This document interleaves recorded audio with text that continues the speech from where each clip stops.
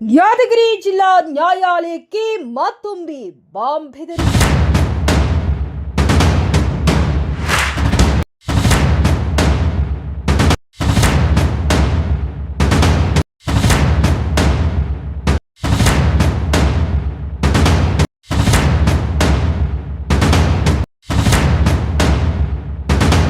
ಯಾದಗಿರಿ ಜಿಲ್ಲಾ ನ್ಯಾಯಾಲಯಕ್ಕೆ ಇಮೇಲ್ ಮೂಲಕ ಮತ್ತೆ ಬಾಂಬ್ ಬೆದರಿಕೆ ಬಂದ ಹಿನ್ನೆಲೆಯಲ್ಲಿ ಸೋಮವಾರ ಕೆಲಕಾಲ ಆತಂಕದ ವಾತಾವರಣ ನಿರ್ಮಾಣವಾಗಿತ್ತು. ಬಾಂಬ್ ನಿಷ್ಕ್ರಿಯ ದಳ ಮತ್ತು ಶ್ವಾನದಳದ ಸಿಬ್ಬಂದಿ ಸುಮಾರು 2 ಗಂಟೆಗಳ ಕಾಲ ನ್ಯಾಯಾಲಯದ ಆವರಣದಲ್ಲಿ ಶೋಧ ನಡೆಸಿದ ಬಳಿಕ ಯಾವುದೇ ಸ್ಫೋಟಕ ವಸ್ತು ಪತ್ತೆಯಾಗದ ಕಾರಣ ಬೆದರಿಕೆ ಹುಸಿ ಎಂಬುದು ದೃಢಪಟ್ಟಿತು. ಮಧ್ಯಾಹ್ನ ಬಂದ ಇಮೇಲ್ನಲ್ಲಿ ಮಧ್ಯಾಹ್ನ 1:20 ರಿಂದ 2 ಗಂಟೆಯವರೆಗೆ ನ್ಯಾಯಾಲಯದಲ್ಲಿ ಹಲವು ಬಾಂಬ್ಗಳು ಸ್ಫೋಟಗೊಳ್ಳಲಿವೆ ಎಂದು ಬೆದರಿಕೆ ಹಾಕಲಾಗಿತ್ತು.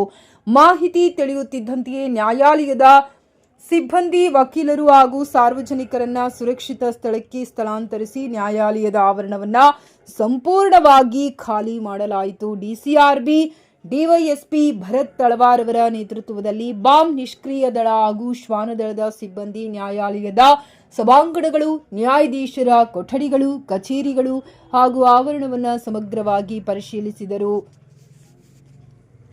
ಶೋಧ ಕಾರ್ಯಾಚರಣೆಯಲ್ಲಿ ಯಾವುದೇ ಅನುಮಾನಾಸ್ಪದ ವಸ್ತು ಪತ್ತೆಯಾಗದ ಕಾರಣ ಬೆದರಿಕೆ ಹುಸಿ ಎಂಬುದು ದೃಢಪಟ್ಟ ಹಿನ್ನೆಲೆ ಕಲಾಪವನ್ನು ಎಂದಿನಂತೆ ಆರಂಭಿಸಲಾಯಿತು.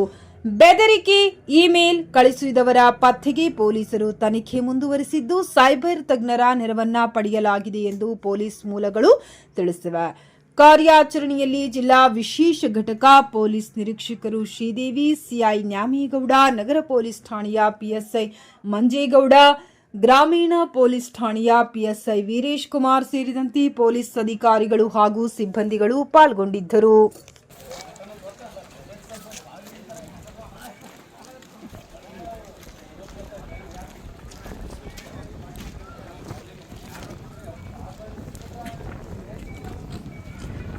ನಮಗೇನು ಹೇಳಿ ಬರೋದಿಲ್ಲ. ಆಮೇಲೆ ನಾವು ಇಲ್ಲೇ ಇನ್ನೂ ಹಿಂಗೆ ಮಾಡ್ತಾ ಇದ್ದೇವೆ ಅಂತ ಬರೋದಿಲ್ಲ. ಸೊ ಪೊಲೀಸ್ 24/7 ಕೆಲಸ ಇರೋದಿಲ್ಲ. ಇದೇ 24/7, 24 ಗಂಟೆ ನಾವೇನು ಅಲರ್ಟ್ ಆಗಿರೋದಿಲ್ಲ. ಇದೇ 24/7. ಏನು ನಾವು ಕರೆದ ತಕ್ಷಣ ಎಲ್ಲರೂ ಬಂದಿರಲ್ಲ, ಸ್ಪಂದಿಸಿರಲ್ಲ. ಇದು ಪೊಲೀಸ್ಗೆ, ನಮ್ಮ ಇಲಾಖೆಗೆ ಸಂತ ಗೌರವ. Thank you. ಏನಿರಲಿಲ್ಲ, ಭಾಳ ಖುಷಿ ವಿಚಾರ. ಮುಂದಿನ ದಿನಗಳಲ್ಲೂ ಕೂಡ ಇದೇ ರೀತಿಯ ನಿಮ್ಮ ಸಹಕಾರ ಇರಲಿ. Thank you. ಧನ್ಯವಾದಗಳು.